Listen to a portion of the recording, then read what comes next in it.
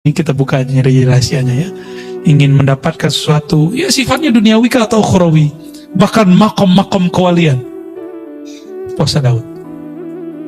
Ya, tapi niatnya saya sarankan supaya nggak kena kitab ini. Ya Allah, aku niat puasa Daud karena Engkau saja.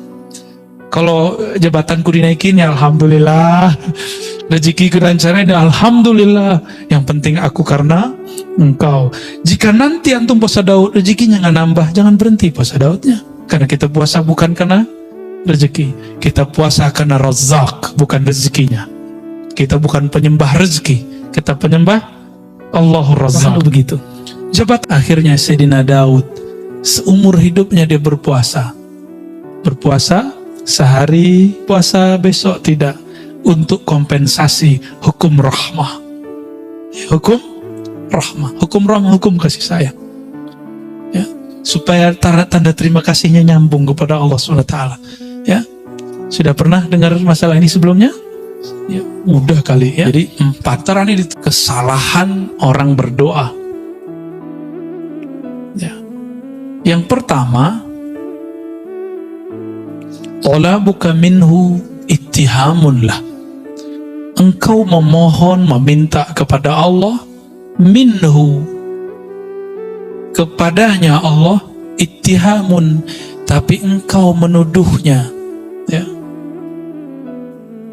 lahu, terhadapnya. Kenapa?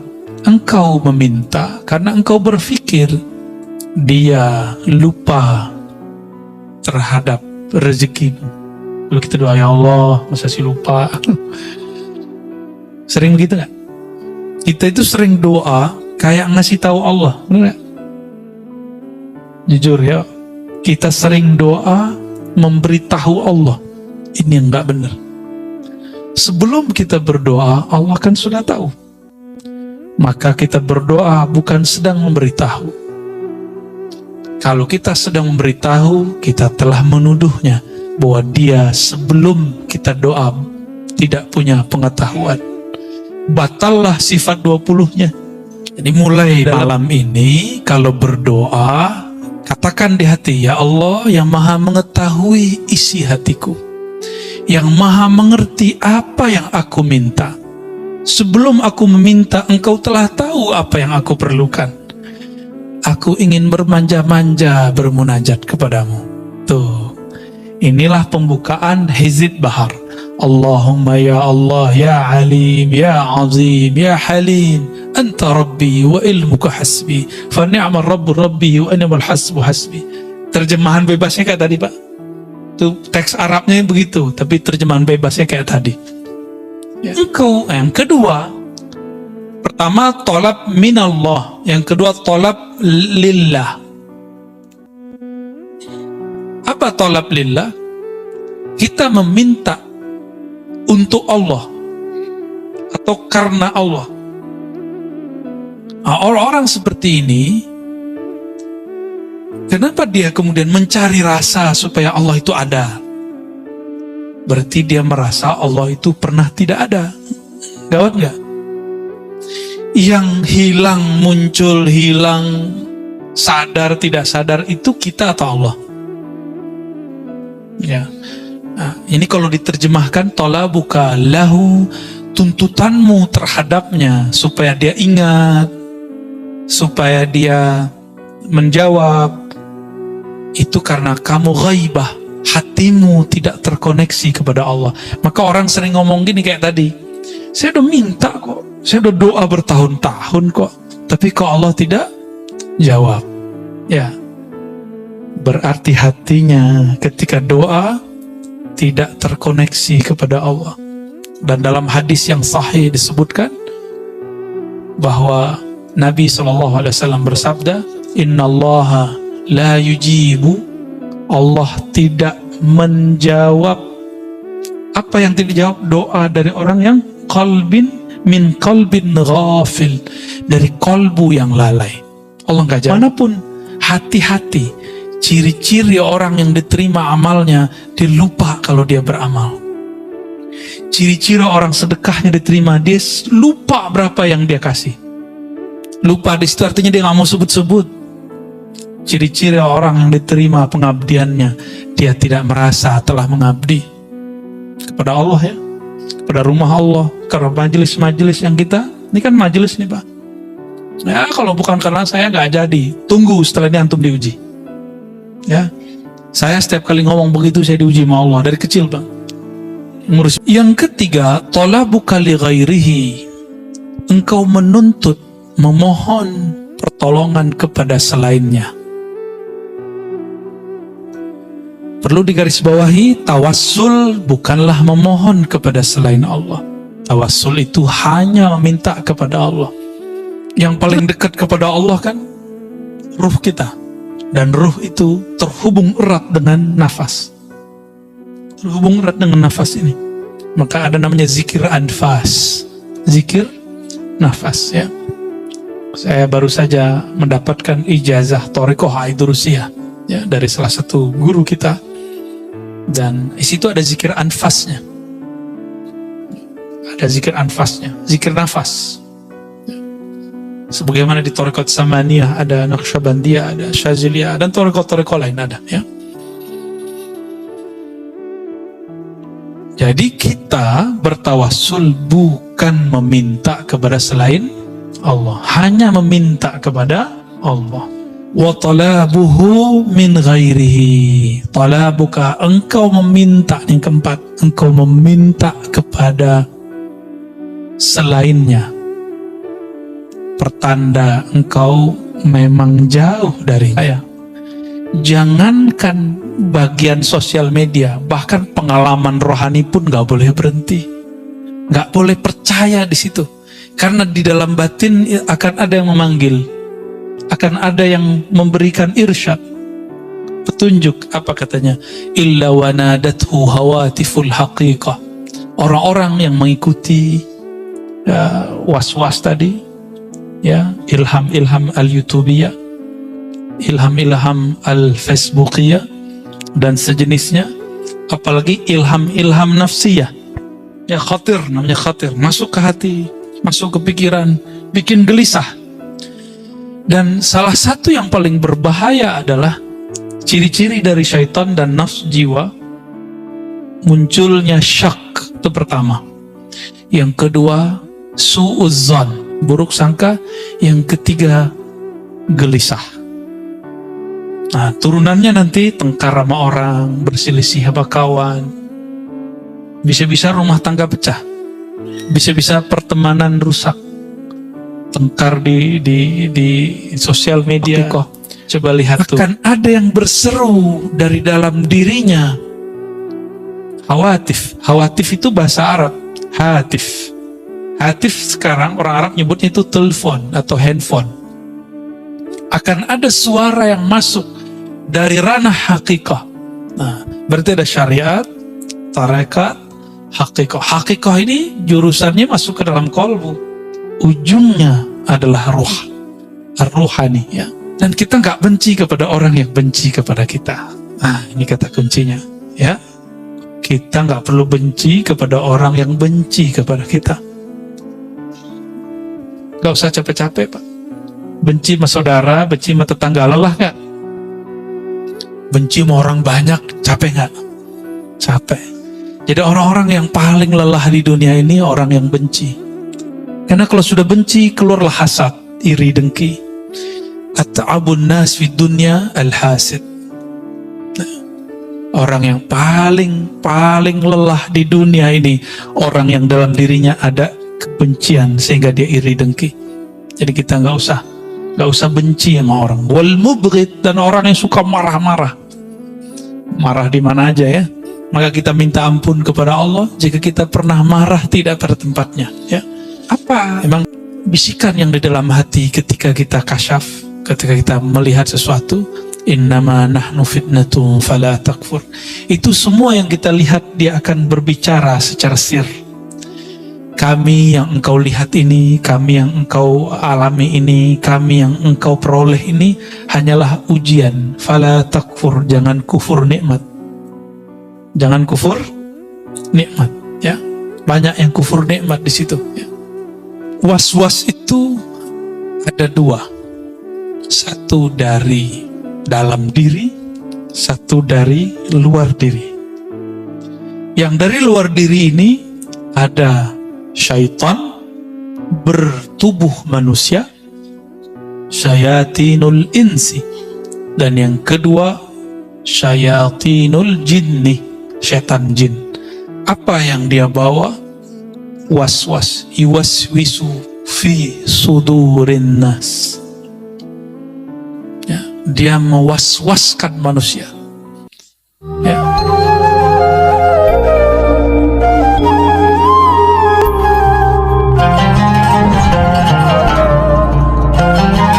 Sosial media, bahkan pengalaman rohani pun gak boleh berhenti. Gak boleh percaya di situ. Karena di dalam batin akan ada yang memanggil. Akan ada yang memberikan irsyad. Petunjuk, apa katanya? Illa wanadathu hawatiful haqiqah. Orang-orang yang mengikuti ya, was-was tadi, ya, ilham-ilham al-YouTubiyah, ilham-ilham al-Facebookiyah, dan sejenisnya, apalagi ilham-ilham nafsiyah, ya khatir, namanya khatir, masuk ke hati, masuk ke pikiran, bikin gelisah. Dan salah satu yang paling berbahaya adalah ciri-ciri dari syaitan dan nafsu jiwa, munculnya syak, itu pertama. Yang kedua, su'uzzan, buruk sangka. Yang ketiga, gelisah. Nah, turunannya nanti tengkar sama orang, berselisih sama kawan. Bisa-bisa rumah tangga pecah. Bisa-bisa pertemanan rusak. Tengkar di sosial media. Coba lihat tuh yang tengkar di komentar YouTube. Yang tengkar di komentar Facebook. Sama aja itu nasibnya. Ya. Mau pro atau kontra. Saya menyarankan jangan main di situ. Ya. Bahkan komentar diri ke dalam diri, tahu nggak komentar di dalam diri? Kita ada masuk pikiran, terus kita jawab-jawabin, jawab sendiri, ngomong-ngomong sendiri, pernah ngalamin? Itu aja bikin rusuh, Pak. Gimana ngomentarin yang sudah zahir? Ya, maka saya harap yang sudah ngaji hikam, mulai hati-hati di bagian ini. Karena ujian kalau sudah ngaji hikam pun akan lebih berat. Tapi benefit rohaninya juga lebih berkualitas.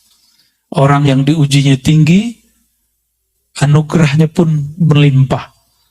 Tapi kalau mau di bawah-bawah aja, jadi akar rumput aja ya. Nggak ada angin, paling diinjek orang. Wanadathu hawatiful haqiqah. Akan ada yang berseru dari dalam dirinya. Hawatif. Hawatif itu bahasa Arab. Hatif. Hatif sekarang orang Arab nyebutnya itu telepon atau handphone. Akan ada suara yang masuk dari ranah hakikah. Nah, berarti ada syariat, tarekat, hakikah. Hakikah ini jurusannya masuk ke dalam kolbu. Ujungnya adalah ruh. Ar-ruhani ya. Berarti ruh kita akan berbicara. Ketika Bapak nih ngalamin sesuatu nih. Atau dapat bisikan sesuatu. Ya. Alladzi tatlub amamak. Yang akan engkau cari ada yang lebih tinggi dari itu. Bukan itu yang kamu cari. Bukan ini tujuanmu ngaji. Bukan tekar-tekar begini tujuanmu belajar tentang Islam. Bukan kemudian kamu merasa paling benar tujuannya ketika kamu belajar suatu ilmu. Ini maksudnya. Dalam hati itu akan ada bisikan, Pak. Pasti begitu. Coba aja. Coba antum tengkar di sosial media. Tuh panas kan itu. Sholat ke bawah, ntar balas apa ya? Lagi wudhu ke bawah, hatta lagi buang air ke bawah. Saya kan pernah ngalamin, Pak. Kalau saya kan langsung di lapangan dulu, tiktokan langsung sama orang. Dulu emang hobi kita debat, ya. Tapi ketika dapat hadis Sunan Ibnu Majah mengenai bahaya berdebat, saya kemudian diberi saran oleh mursyid-mursyid saya, hindari perdebatan. Ya, hindari perdebatan. Meskipun kita merasa diri kita benar. Kan benar itu kita merasa aja, belum tentu juga benar. Benar nggak? Antum komentar-komentar kan nggak merasa benar. Belum tentu juga benar. Sahih. Al-haqqu min rabbika, kebenaran mutlak hanya milik Allah Subhanahu wa taala. Ini yang kita pegang. Ayatnya sampai lebih dari sekali itu Allah berbicara begitu. Al-haqqu min rabbika. Al-haq, kebenaran mutlak hanya milik Allah. Itulah al-haq, itu turunannya haqiqah. Ya, turunannya haqiqah. Merasa benar beda dengan kebenaran itu sendiri. Ya. Oh, ini dalilnya. Tidak semua orang yang berdalil, pemahaman dalilnya benar. Karena dalil dan pemahaman itu dua hal yang berbeda. Masih ingat yang ngebom di Bali? Itu pakai dalil nggak? Ya, itu Samudra punya dia, karena namanya Imam Samudra. Serius Pak? Itu Imam Samudra pakai dalil dia. Semoga Allah mengampuninya. Ya. Maksud dia mungkin benar, dia berjuang untuk agama Allah. Tapi kenapa dia ngebom orang yang belum kenal Allah? Yang dibom non-muslim. Masih mending tuh, Indonesia masih mending. Ya. Mungkin sudah ada beberapa yang ngebom sesama muslim. Di tempat lain dan negara lain, orang-orang yang membuat kajian-kajian keislaman, Maulid Nabi, itu dibom. Ya, dibom. Maka perangkat-perangkat negara kita itu PR-nya besar sekali. Saya bukan PNS, bukan ASN, bukan tentara, bukan polisi. Saya santri. Ya. Maka yang kita lakukan adalah amal-amal santri, ngaji kitab. Ya. Jika mereka ngurusnya nangkep-nangkep, nah itu urusan mereka itu. Atau apapun, kita ngurusnya memperbaiki dari dalam. Karena ini kesalahan kami juga. Kenapa membiarkan umat seperti ini? Ya, maka kita nggak salahkan mereka juga. Ya, kita nggak benci sama Imam Samudra, walaupun Samudra milik dia. Kita nggak benci juga sama yang mirip namanya sama saya itu ya, Amrozi. Ya. Nggak ada bencian. Kita justru sedih. Kok ada ya orang mau beragama, ujungnya seperti itu. Ya. Dan kita nggak benci kepada orang yang benci kepada kita. Nah, ini kata kuncinya. Ya, kita nggak perlu benci kepada orang yang benci kepada kita. Nggak usah capek-capek, Pak. Benci sama saudara, benci sama tetangga, lelah nggak? Benci sama orang banyak, capek nggak? Capek.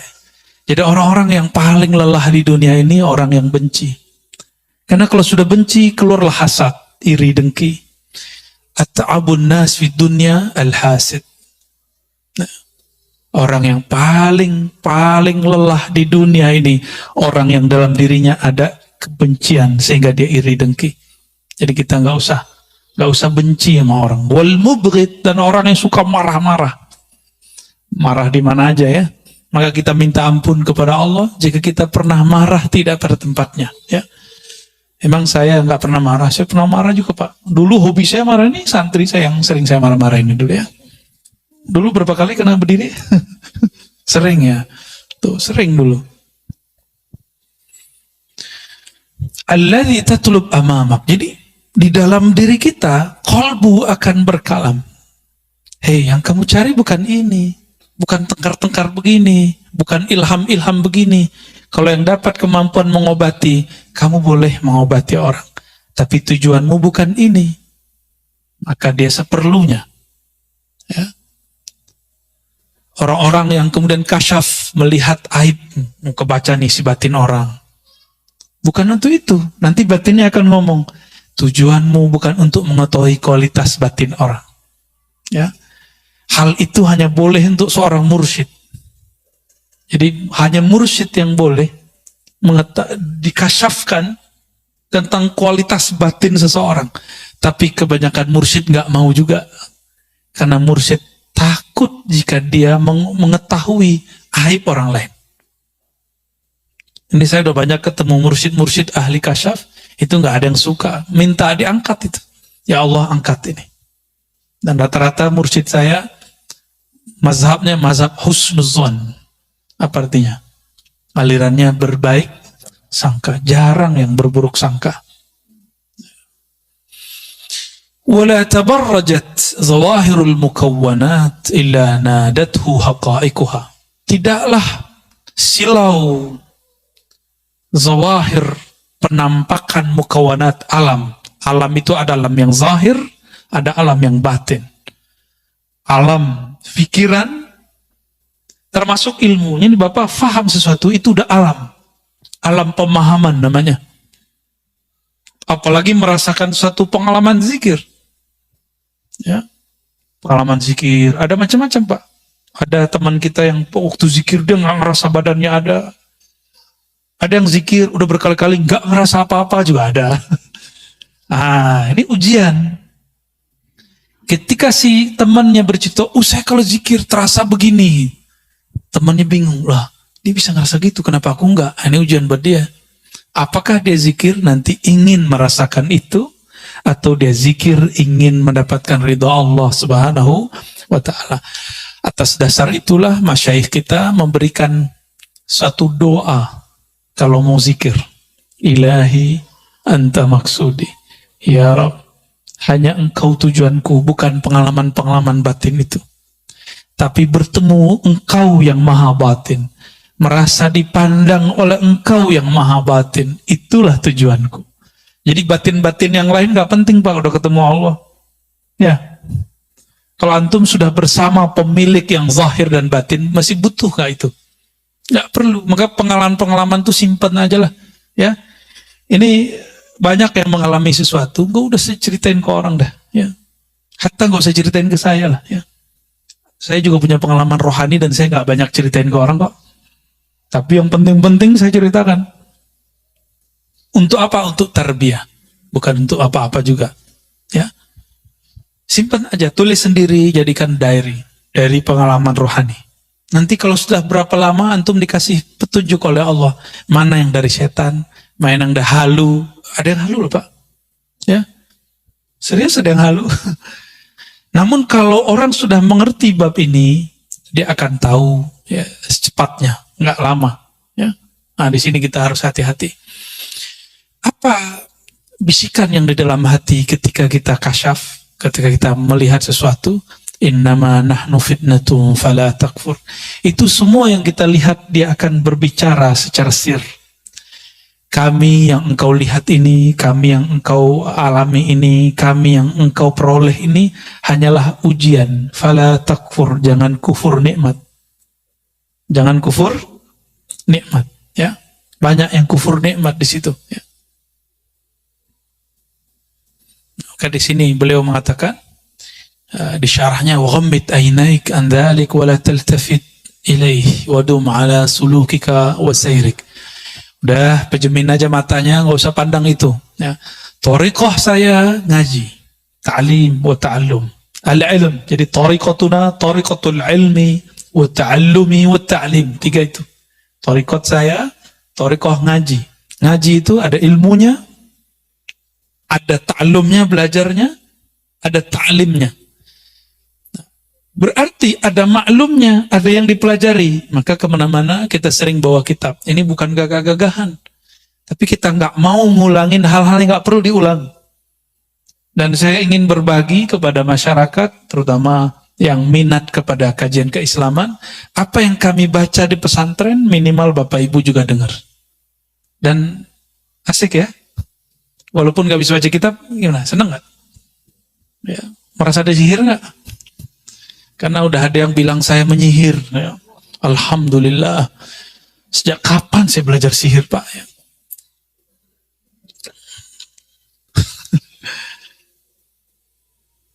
Dan antum percaya nggak aneh penyihir? Hah? Percaya nggak? Mana ada penyihir sholawatan gitu? Percaya nggak kalau saya liberal? Mana ada orang liberal ngajar kitab Aqidatul Awam? Ada.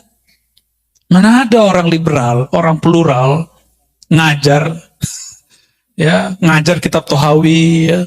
Gimana sarungan? Nggak ada. Itu potong-potongan dan mereka tidak mengerti kata-kata kunci bahwa kita berbicara bab namanya ontologis. Kalau teologis itu akidah. Saya nggak pernah satu detik pun keluar dari akidah Ahlus Sunnah wal Jamaah. Ya, tidak pernah kita keluar. Kalau mazhab fikih kan kita bisa berselancar Pak. Di dalam mazhab Syafi'i itu sudah banyak kaul-kaul yang bisa kita pakai. Ya. Jadi antum percaya nggak? Anda liberal. Percaya nggak saya mengajarkan nyembah Nabi Isa? Hah? Itu kan video yang dipotong kan? Antum percaya nggak saya mengajarkan menyembah siapa saja? Berarti antum telah sampai usul kepada Allah. Kan nggak ada. Kita menjelaskan dalam bab rohani tidak ada kata benar salah. Dalam bab rohani sempurna tidak sempurna. Sempurna itu al-Muhammadi, Nabi Muhammad sallallahu alaihi wasallam. Selain itu tidak sempurna. Makanya ketika ada kajian kita yang dipotong salah satunya, saya pernah menjelaskan satu ayat surah Ar-Ra'd ayat 15, ingat saya. Ya, sujud kepada Allah apapun yang di langit dan di bumi. Ya. Apa kata Sidi Syekh Ahmad Tijani dan imam-imam yang lain? Apapun yang di bumi, apapun yang di langit, semuanya sedang menyembah Allah, walaupun zahirnya dia menyembah selain Allah. Itu kalam beliau. Itu bab namanya bab ontologis, bukan bab teologis. Kalau bahasa kitanya bukan bab akidah, itu bab wujud. Adakah wujud di alam ini selain wujud yang hakikinya dari Allah Subhanahu wa Ta'ala? Nggak ada. Ya. Giliran kita saudarin begitu, mereka nggak berani serang Syekh Ahmad Tijani, tapi serang Ar-Razi. Ya. Karena takut juga dia ya. Gimana? Antum percaya nggak aneh ngajarin nyembah Nabi Isa? Itu kan kekonyolan yang diilmiah-ilmiahkan ya. Nah, kita nggak mau lah seperti itu. Husnuzon kepada orang itu. Kalau nggak ngerti tanya langsung. Ya.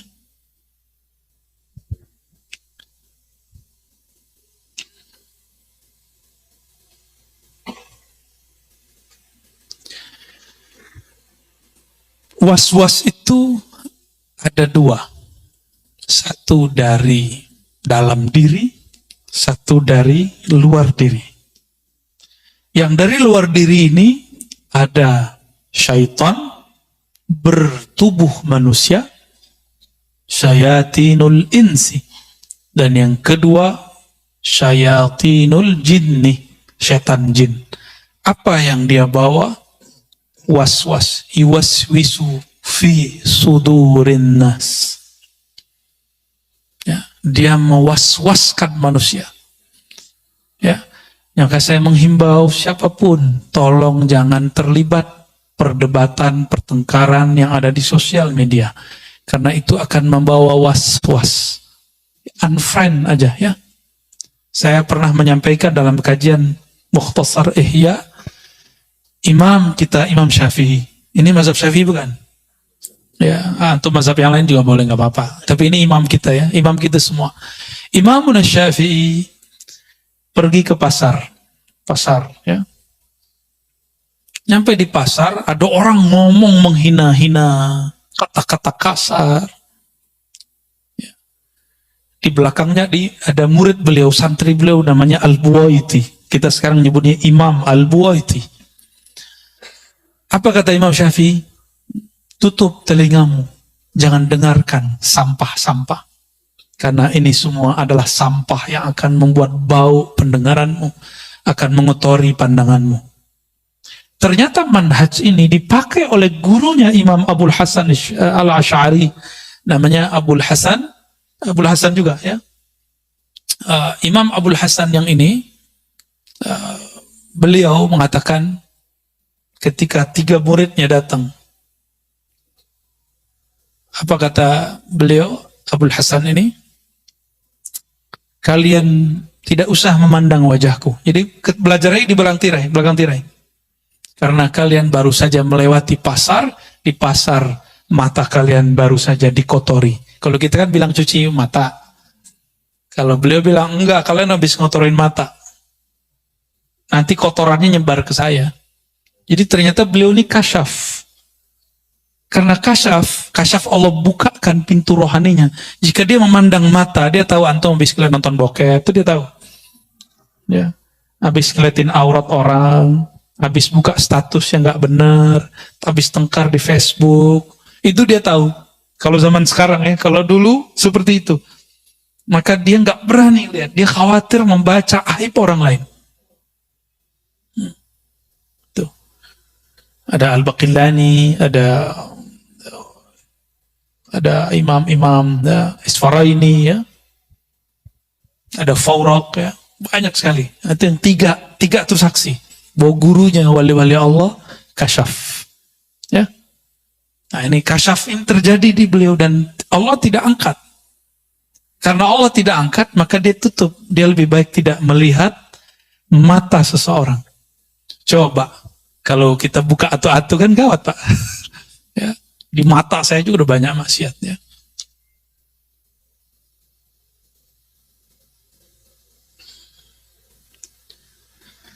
Ya, itu yang nomor berapa sih itu? Nomor 28. 29. Oke. Sekarang kita masuk ke hikmah yang baru. Sebenarnya masih banyak penjelasannya. Minimal sudah dapat intinya. Bahwa jika antum dapat kasyaf, atau ada kasyaf Facebookia, kasyaf YouTubea, dapat informasi dari sana, jangan langsung percaya. Oke? Nah, ini penting sekali. Penting dalam beragama. Capek, ya. Nggak perlu, tidak membuat hati kita tenang, tinggalkan. Sepakat? Ya. Oh, dia memancing emosi saya. Nah, ini ujian buat kita. Ya, maklum sih manusiawi, ya. Makanya sebaiknya daripada debat hindari. Jangan ketemu, nggak usah ketemu. Oh, kita diremehin mah dia. Harga diri gua di mana kan gitu. Ya, itu ujian antum di situ, merasa diri berharga. Ya. Bismillahirrahmanirrahim. Hikmah yang ke berikutnya 29. Di kitab saya 21, ya. Kitab saya cetakan Darut Taqwa,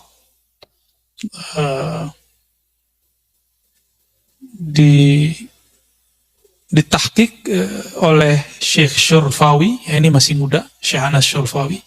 Beliau juga ahli akidah, juga sufi. Masih muda, umurannya di atas saya dikit. Ahli hadis. Ya, ahli hadis juga, ahli akidah. Pernah di Indonesia beberapa lama. Semoga beliau dirahmati oleh Allah Subhanahu wa taala. Talabuka minhu ittihamun lahu wa talabuka lahu ghaibatun minka anhu wa talabuka li ghairihi liqillati hayaika minhu wa talabuka min ghairihi liwujudi bu'dika anhu.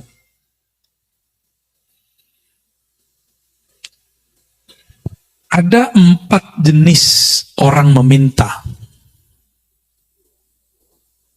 dan 4-empatnya itu bermasalah. Jadi 4 kesalahan orang berdoa. Ya. Yang pertama, talabuka minhu ittihamun lah. Engkau memohon, meminta kepada Allah, minhu, kepadanya Allah, ittihamun, tapi engkau menuduhnya, ya, lahu, terhadapnya. Kenapa? Engkau meminta karena engkau berpikir dia lupa terhadap rezekimu. Lalu kita doa, ya Allah, masa sih lupa? Sering begitu nggak? Kita itu sering doa kayak ngasih tahu Allah, benar nggak? Jujur, ya, kita sering doa memberitahu Allah ini yang nggak benar. Sebelum kita berdoa, Allah kan sudah tahu. Maka kita berdoa bukan sedang memberitahu. Kalau kita sedang memberitahu, kita telah menuduhnya bahwa dia sebelum kita doa tidak punya pengetahuan. Batallah sifat 20-nya. Dalam akidah Ahlussunnah, Allah bersifat ilmun alim, punya ilmu. Ilmunya tidak didahului oleh khabar dan sebab atau kejadian. Ada 3, sabar, khabar, berita, atau kejadian. Kalau ilmu saya itu didahului dengan itu. Sabab itu bisa jadi ngaji, saya belajar dulu, khabar dikhabari orang, atau kejadian hadisatun terjadi dulu baru faham. Ya nggak, benar nggak? Kita husnuzon nih sama seseorang, ternyata maksud dia nggak baik. Ya, dan itu sering, Pak. Sering. Ya, saya nggak tahu, dan saya berdoa untuk nggak perlu tahu isi hati antum yang hadir ini. Saya husnuzon saja. Mungkin ada yang niatnya tulus, ada yang niatnya coba-coba. Coba dulu kalau asik dengerin. Terusin, kalau enggak, ada yang pengen cari bahan untuk dipotong-potong. Terserah antum ya. Allah tidak pernah tidur. Dan Allah lebih dahulu tahu. Sebenarnya sisi kisah dikasih tahu. Cuma nggak boleh aneh kasih tahu. Di antara wajah-wajahnya kan kelihatannya. Itu wajah nggak bohong, Pak. Mata itu bisa berbicara seperti Imam Abul Hasan tadi. Bisa ngomong dia. Atau hati-hati aja ketemu dengan orang-orang yang kolbunya selalu dekat dengan Allah Subhanahu wa ta'ala. Ya. Maksudnya bukan saya ya. Kalau mas saya terserah antum lah ya. Wa talabuka. Nah, sebelum masuk yang kedua. Jadi kebanyakan kita doa ngasih tahu Allah. Berarti kita buruk sangka Allah sebelumnya tidak tahu. Saya mau tanya sama antum. Antum gak doa, kalau rezeki pasti nyampe gak? Antum gak nyembah Allah, nyembah Tepekong, nyembah Yesus, nyembah Wisnu, Siwa, apapun, terserah. Tapi kalau rezeki nyampe gak? Nyampe. Jadi jangan heran kalau ada di Indonesia, apa istilahnya 9 naga, lebih kaya. Ya wajar, mereka rajin nyari kok. Kita kan ngomeng doang, ngemeng ya. Kita cuma bisa komentar-komentar, 9 naga. Kita nggak mau seperti mereka mencari. Alasannya zuhud. Ya.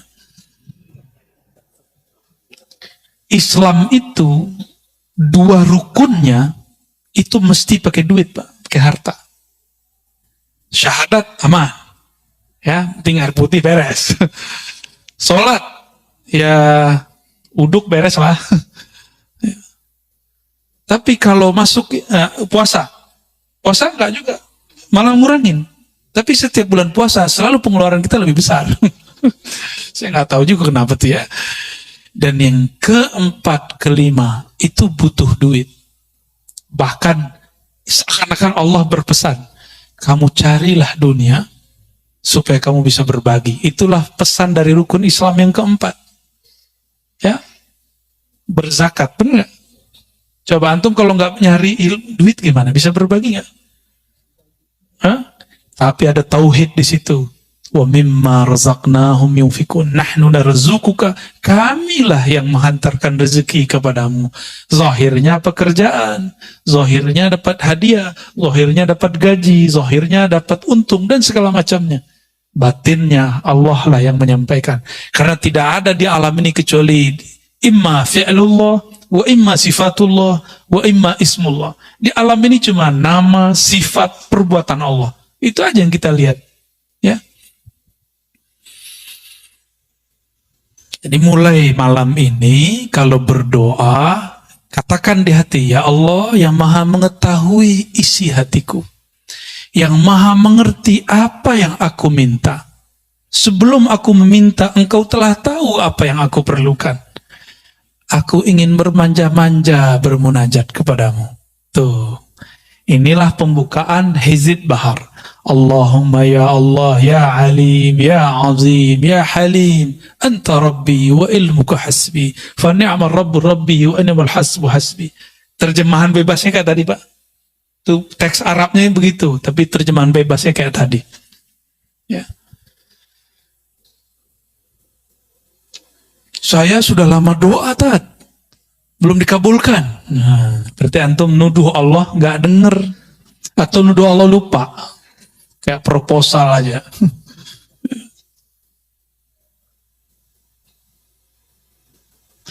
Wa talabuka lahu ghaibatun minka anhu. Engkau yang kedua, pertama talab minallah, yang kedua talab lillah. Apa talab lillah? Kita meminta untuk Allah atau karena Allah. Nah, orang-orang seperti ini, kenapa dia kemudian mencari rasa supaya Allah itu ada? Berarti dia merasa Allah itu pernah tidak ada. Gawat nggak? Yang hilang, muncul, hilang, sadar, tidak sadar, itu kita atau Allah? Ya. Nah, ini kalau diterjemahkan, talabuka lahu, tuntutanmu terhadapnya, supaya dia ingat, supaya dia menjawab, itu karena kamu ghaibah, hatimu tidak terkoneksi kepada Allah. Maka orang sering ngomong gini kayak tadi, saya udah minta kok, saya udah doa bertahun-tahun kok, tapi kok Allah tidak jawab. Ya, berarti hatinya ketika doa tidak terkoneksi kepada Allah.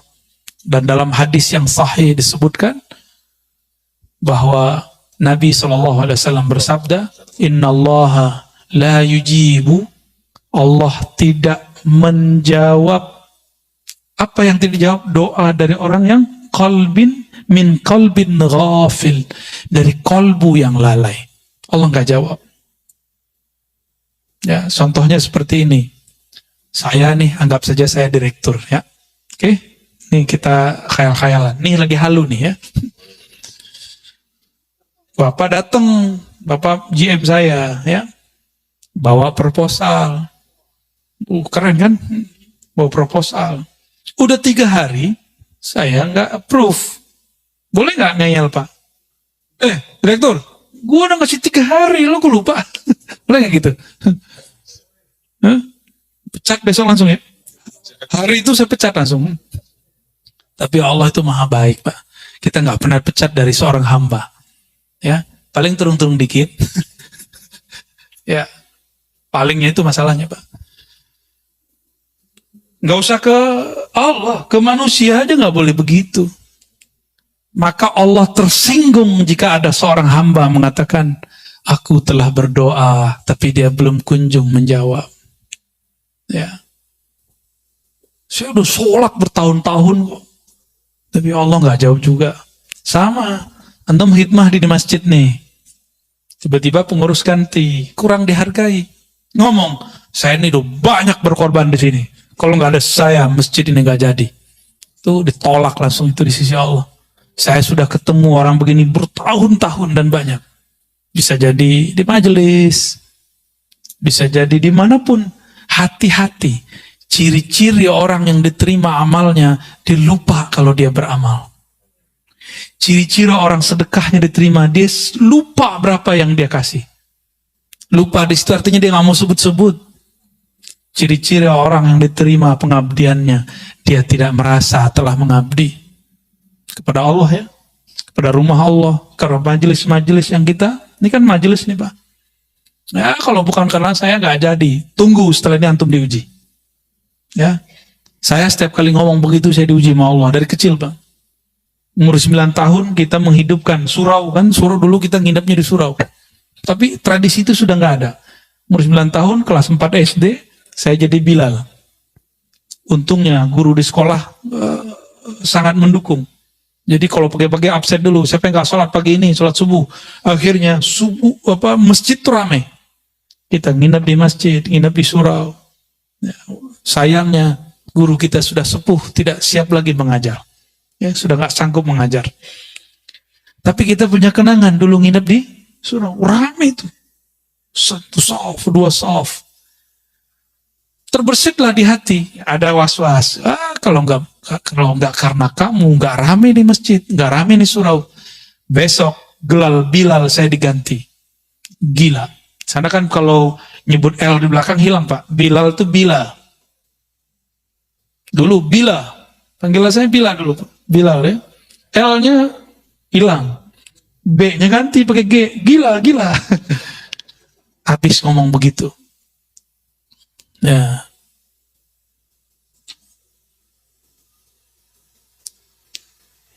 Yang ketiga, talabuka li ghairihi. Engkau menuntut, memohon pertolongan kepada selainnya. Perlu digarisbawahi, tawassul bukanlah memohon kepada selain Allah. Tawassul itu hanya meminta kepada Allah. Terus kenapa perlu menyebut nama guru-guru? Karena Imam Abul Hasan Syazili, sebagaimana dikutip oleh Imam Al-Buni, Al-Ismul A'zam, Nama Allah yang agung itu banyak. Salah satunya ada gudangnya. Siapakah gudangnya?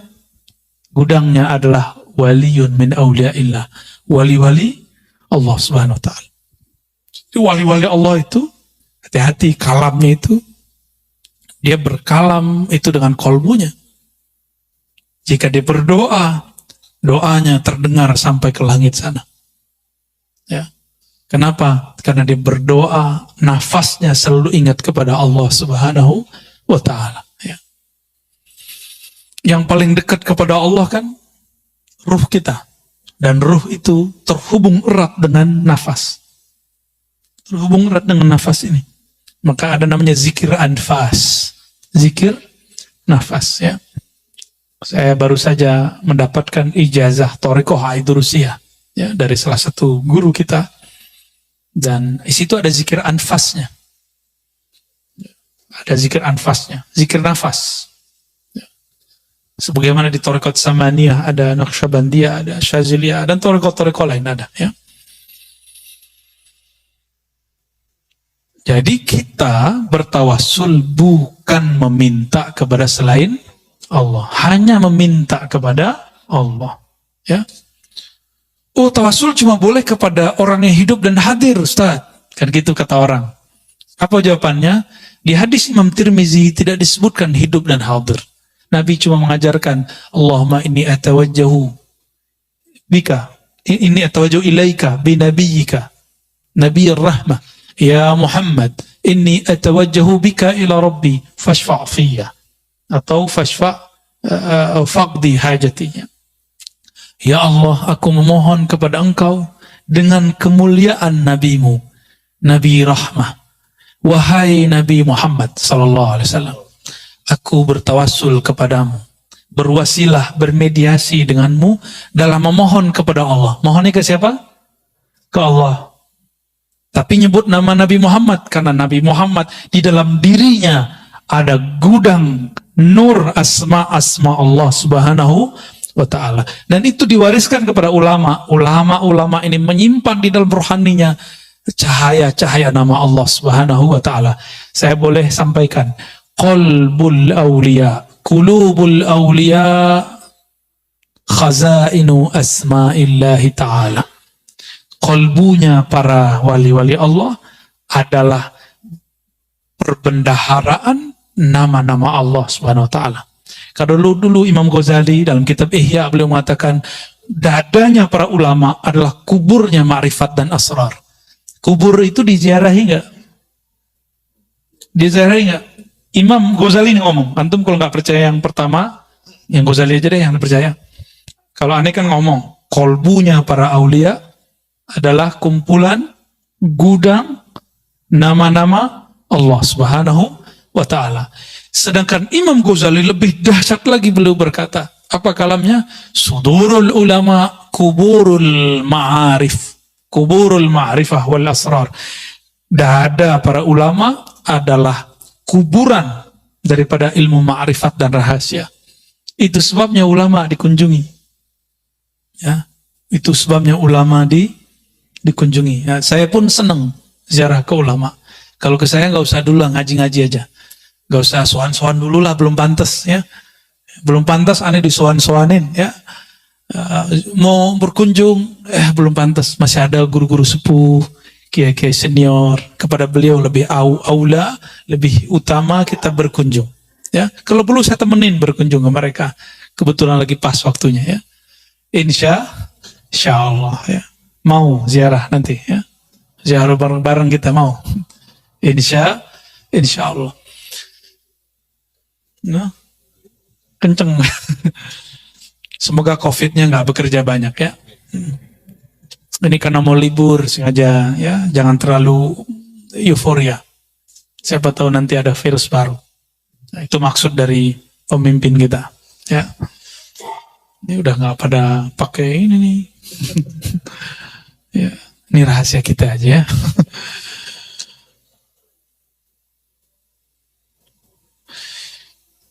Engkau memohon kepada selainnya likillati hayaika minhu, karena engkau tidak tahu malu.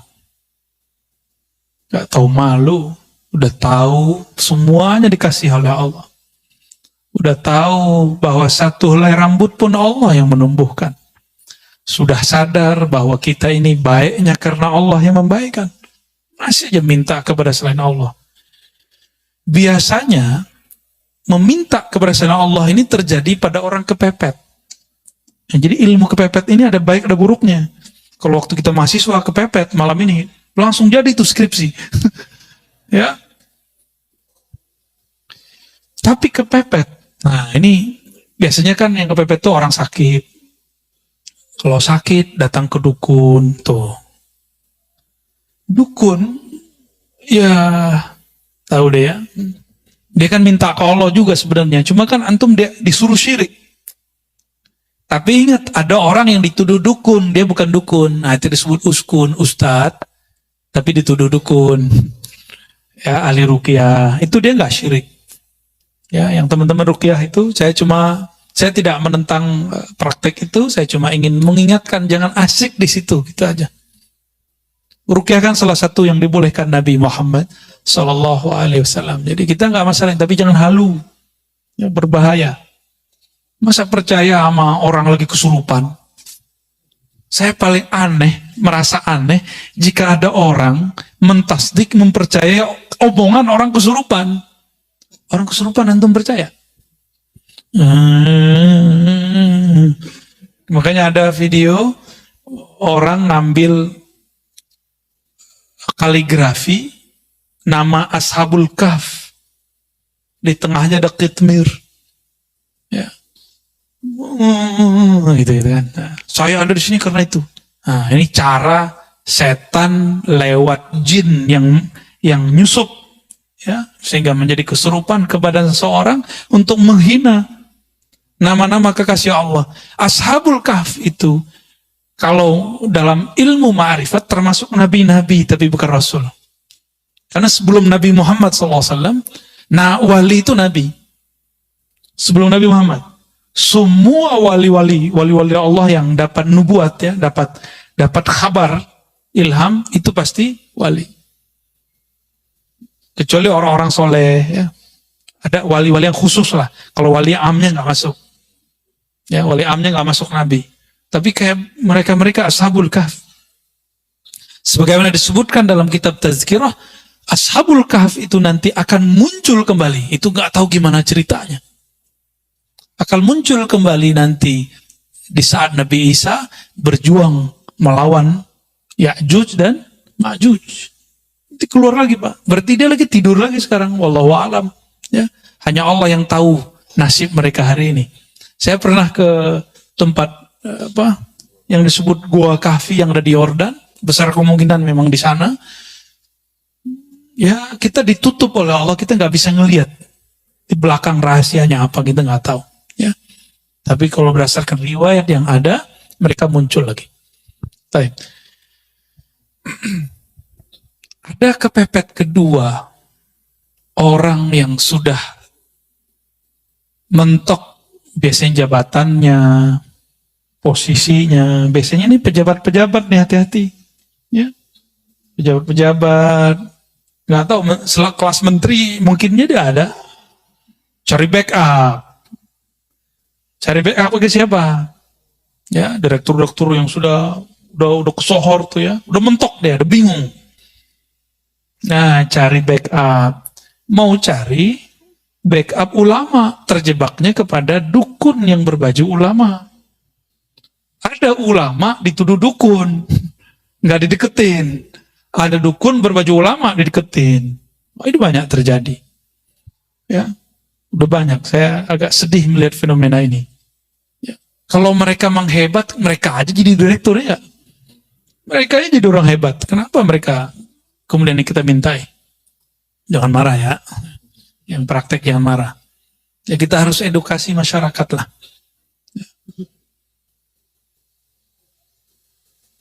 Wirid-wiridnya sudah ada semua kok, Pak, di Instagram, di YouTube. Wirid supaya narik rezeki. Ada semua. Wirid untuk jabatan naik. Ada semua. Antum mau ngamalin nggak? Ya, itu aja sebenarnya. Tapi ada cara paling ringkas. Puasa Daud, sedekah, udah beres. Karena sebaik-baik karir Nabi Daud. Nabi Daud itu karirnya terbaik. Apa rahasianya? Rahasianya apa coba? Puasa Daud ya. Ya namanya puasa Daud, ya Nabi Daud yang puasa. Dulu di awal Allah mencipta Sayyidina Adam, Nabi Adam dikasih unjuk takdir semua keturunannya, termasuk saya duduk malam ini di sini dan antum hadir malam ini. Nabi Adam sudah dikasih unjuk. Nabi Adam tahu. Ya, maka Nabi Adam tersenyum kalau melihat kita ngaji. Alhamdulillah. Nabi Adam melihat di antara takdir itu ada yang unik. Yang unik apakah itu? Nabi Daud ahli pandai besi. Dia akan bisa menciptakan senjata-senjata yang hebat. Tapi umurnya tidak cukup. Umurnya barangkali cuma sampai umur 60-70. Anggaplah 70. Dia mati, meninggal. Akhirnya Nabi Adam mengatakan seandainya, ini wahyu ke dalam hatinya. Jadi wahyu itu ada macam-macam juga. Ada yang sudah di Lauh Mahfuz, ada yang langsung ke dalam ruhnya para nabi. Ini tingkatan-tingkatan wahyu, Pak. Yang sudah sampai, jadi Allah berkalam ke Lauh Mahfuz. Itu babnya kudrat iradat. Kita sebut takdir. Ada yang masuk ke dalam ruhani para nabi dan para wali. Nah, ini namanya bukan takdir, namanya rahmah. Ya, karena aras itu adalah tempat Allah mengejawantahkan rahmatnya. Disebutlah Ar-Rahman 'alal 'arsy istawa. Terhadap araslah Allah meratakan, melimpahkan rahmatnya. Aras itu di atas langit. Antara langit dan aras ada takdir, Lauh Mahfuz. Berarti hukum aras lebih tinggi daripada hukum Lauh Mahfuz. Seperti, mohon maaf, kolonel, atau kalau di polisi apa namanya? Kombes. Kombes punya suatu kebijakan. Terus ada atensi dari jenderalnya, jenderal bintang 1. Berubah nggak dia? Berubah. Di dunia aja begitu, gimana di langit nggak? Ini kan cuma imitasi yang di sana. Yang ada di alam ini adalah imitasi. Apa arti imitasi? Ya, tiruan yang di sana, yang hakiki yang di sana. Nah, langsung hukum arsyah, hukum rahmat yang disebutkan di dalam Al-Quran, ya, bahwa rahmat Allah mendahului ghadabnya. Di hadis qudsi juga disebutkan begitu. Rahmat Allah mendahului murkanya. Dalam sebuah lafaz ada kalimat di hadis qudsi misalnya, inna rahmati sabaqat ghadabi. Sesungguhnya rahmatku mengalahkan, mendahului ghadabku. Ghadab itu hukum Lauh Mahfuz, murka. Sedangkan rahmat hukum arsyiyah. Berarti ada ilmunya kan? Ini bukan buatan Ar-Razi, bukan akidah baru. Ada dalilnya semua. Kita nggak mungkin keluar kalam sesuatu tanpa ada dalil, ya, nggak mungkin ya. Saya membawa bid'ah kalau mengatakan itu. Sayyidina Adam alaihissalam kemudian mengatakan, ya Rabb, ini kan habis diilhami, berikanlah 30 tahun umurku, anugerahi untuk anakku. Nah, gitu sayangnya sang ayah Abul Bashar, bapaknya manusia, kepada keturunannya. Benar gak sayang sama anak?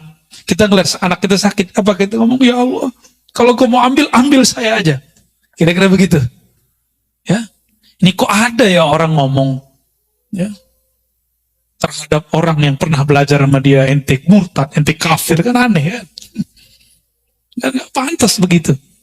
Berarti dia gak pernah merasa jadi guru yang sebenar-benarnya. Karena guru yang ada mengayomi, mendoakan kebaikan, bukan memvonis.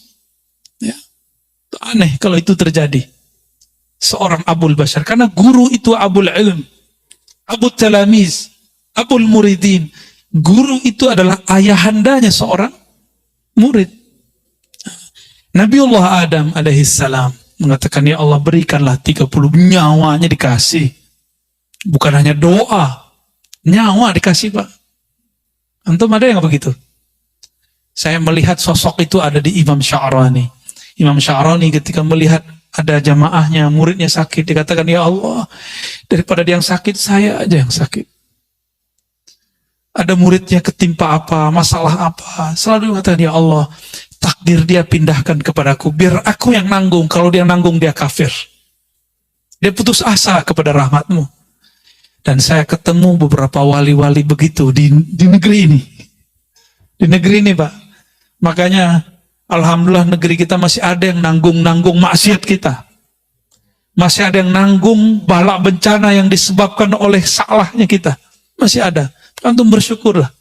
Ya, jangan suzon lagi kepada orang-orang. Ya, tidak ada orang dimasyhurkan sebagai wali kecuali Allah mengizinkan dia memang seorang wali. Ya, walaupun nanti ada yang menentangnya.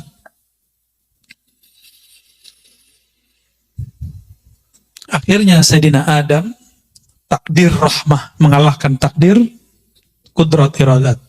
Diberikanlah 30 tahun. Apa yang terjadi? Setelah umur itu dikurangi, berarti umur Nabi Adam berkurang. Datanglah malaikat maut mengatakan, Mas Adam,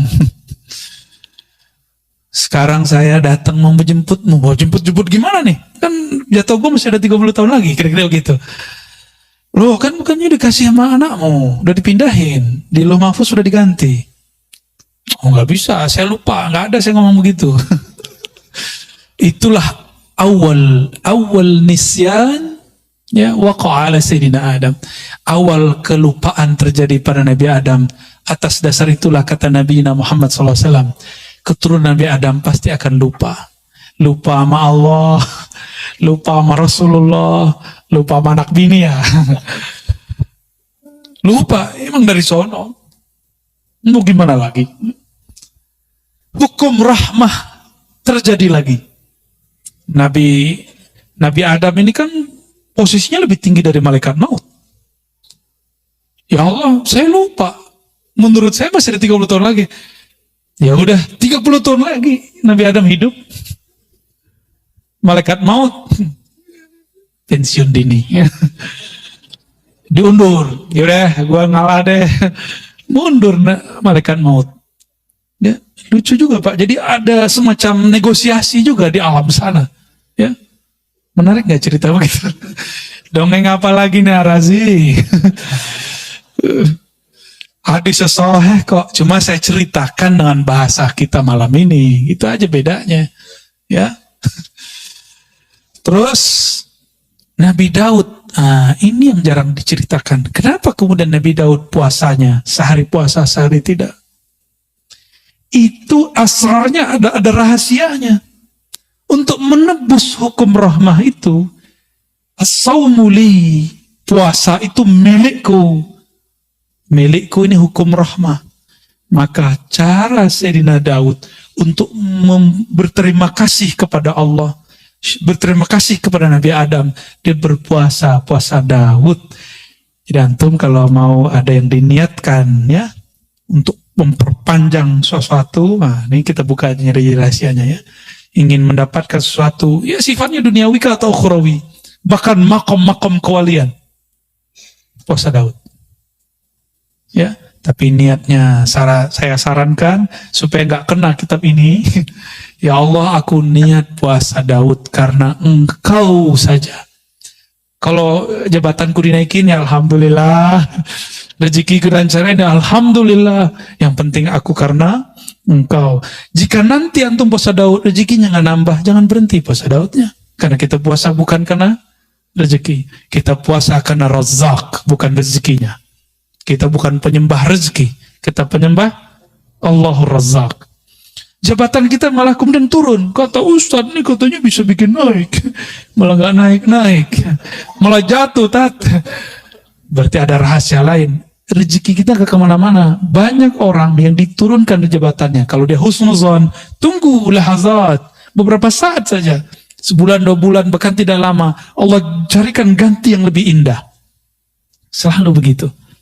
Akhirnya Sayyidina Daud seumur hidupnya dia berpuasa sehari, puasa besok tidak, untuk kompensasi hukum rahmah. Hukum rahmah, hukum kasih sayang. Ya, supaya tanda terima kasihnya nyambung kepada Allah SWT. Sudah pernah dengar masalah ini sebelumnya? Ya, udah kali ya. Bentar ini dituduh bid'ah lagi.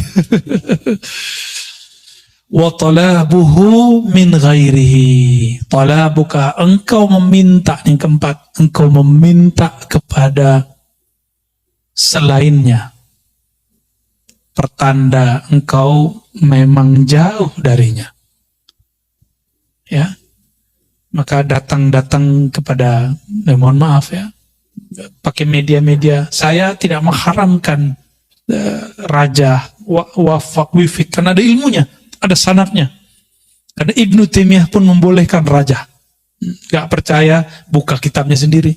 Ibnu Qayyim menyebutkan risalah dalam kitab At-Tibbun Nabawi tentang raja. Di piring ditulis, disiram, minum. Ada Pak.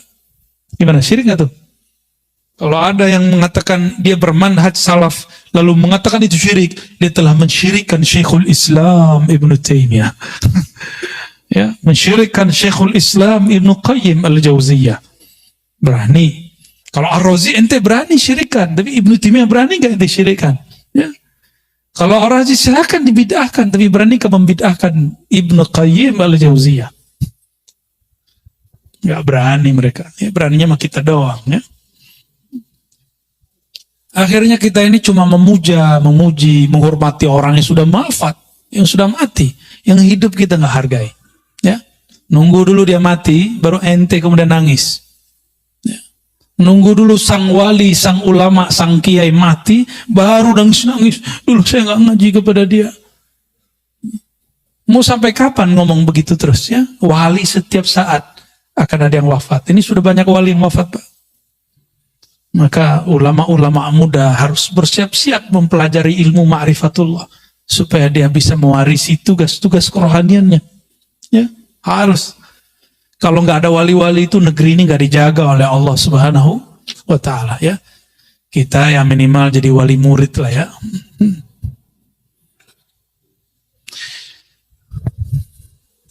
Kenapa orang gelisah? Tahu kenapa orang gelisah? Karena jauh dari Allah Subhanahu. Tapi Allah pernah jauh nggak dari manusia? Allah nggak pernah jauh. Berarti jauh itu ada pada rasa dan pengetahuan. Karena pengetahuannya tidak ada tentang Allah, maka rasanya tidak dekat kepada Allah. Pengetahuan itu bahasa Arabnya ma'arifah. Kumpulannya disebut ilmu. Ya. Jika diamalkan muncullah rasa. Jadi apa yang disebut rasa? Zauq. Zauq itu adalah natijatul amal bil ilm. Buah dari mengamalkan satu ilmu muncullah rasa. Sudah tahu sholawat itu wajib. Bahkan sebelum ada hukum sholawat sudah wajib. Ya kan kita dipotong juga tuh sama orang. Suek juga tuh orang ya.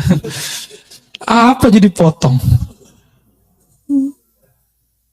Kita mengatakan bahwa sholawat itu lebih wajib daripada sholat. Maksudnya, sebelum ada sholat diwajibkan kepada manusia, Allah sudah berselawat. Allah itu qadim. Itu mana? Dan disebutkan di kitab ini juga. Ya. Allah itu qadim. Dan Allah dengan kekodimannya. Qadim itu maha terdahulu, maha awal, bahkan tidak berawal. Belum ada langit, belum ada bumi, belum ada aras, belum ada surga, belum ada neraka, belum ada salat ente, belum ada ya, belum ada, zakat kita belum ada. Allah sudah bersalawat, innallaha malaikatahu yusalluna 'alan nabi. Sesungguhnya Allah telah bersalawat ya, dan senantiasa bersalawat kepada Nabi Muhammad SAW. Kenapa tidak ar-Rasul? Kalau ar-Rasul itu Muhammad bin Abdullah. Tapi an-Nabi itu Ahmad Ruhullah. Itulah yang dikhabarkan Sayyidina Isa. Karena Muhammad bin Abdullah belum lahir. Tapi Sayyidina Isa Ruhullah Saghir, Ruhullah Minar. Dia mengenal Ruhullah Kabir. Apa kata dia? Nanti di akhir zaman Ruhullah yang Kabir itu, yang agung, wa innaka la'ala khuluqin azim, yang azim itu akan lahir, akan muncul. Ismuhu Ahmad, namanya Ahmad, tapi Abdul Muttalib ngasih nama cucunya Muhammad. Apakah salah? Tidak. Ternyata setiap orang itu mempunyai rahasia-rahasia mengenai masalah nama. Cuma karena ilmu ini sudah ditutup sementara, rasain saja. Ya, sudahlah dulu ya. Jadi tolong jangan minta-minta nama sama saya ya. Karena sudah ditutup, Pak. Ya.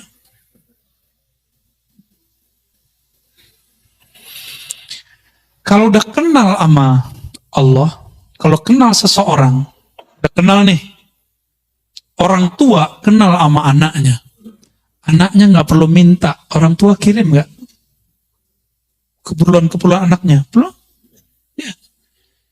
Anak-anak nggak perlu ngasih tahu SPP Pak, langsung bayar. Jajan harian Pak, nggak perlu ngomong, langsung dikirim. Itu baru kenal kepada ayah, kenal kepada anak. Kira-kira menurut antum lebih dekat Allah kepada hamba atau orang tua kepada anaknya? Maka orang-orang yang mengenal Allah, dia malu berdoa dengan cara yang 4 tadi. Dia pun kalau berdoa, doanya doa manja. Doanya doa manja. Ya seperti anak kita tiba-tiba nelfon nangis, Pak. Gak ada jajan. Padahal jajannya udah ada. Cuma habis duluan. Seperti itu. Karena dia bermanja-manja. Sekedar ingin melepas rindunya kepada orang tuanya. Seperti itu lebih kurang. Ya, maka berdoalah karena bermanja-manja kepada Allah Subhanahu wa Ta'ala. Jangan berdoa itu lagi intimidasi Allah. Ya Allah, saya udah doa nih, udah 2 tahun doa, masih jomblo aja. Ya Allah, ya Allah. Allahumma sholli ala Sayyidina Muhammad. Maka pensyarahnya Imam Ibnu Abbad, beliau mengatakan, فَالطَّلَبْ كُلُّهُ عِنْدَ الْمُوحِدِينَ الْعَارِفِينَ مَعْلُولٌ. Meminta dengan cara intimidasi, dengan suuzon kepada Allah, itu pertanda bahwa ada cacat di dalam dirimu, bahwa engkau belum betul-betul mengenal Allah Subhanahu wa Ta'ala. Kita memohon kepada Allah berkah kajian ini, berkah Nabi SAW dan para wali Allah, khususnya Sayyidina Abil Hasan Syazili, Abul Abbas Al-Mursi dan Ibn Athaillah Sekandari. Semoga Allah menganugerahkan anugerah ma'rifat dalam rohani kita. Amin ya rabbal alamin. Wassallallahu ala nabiyina Muhammad. Untuk teman-teman yang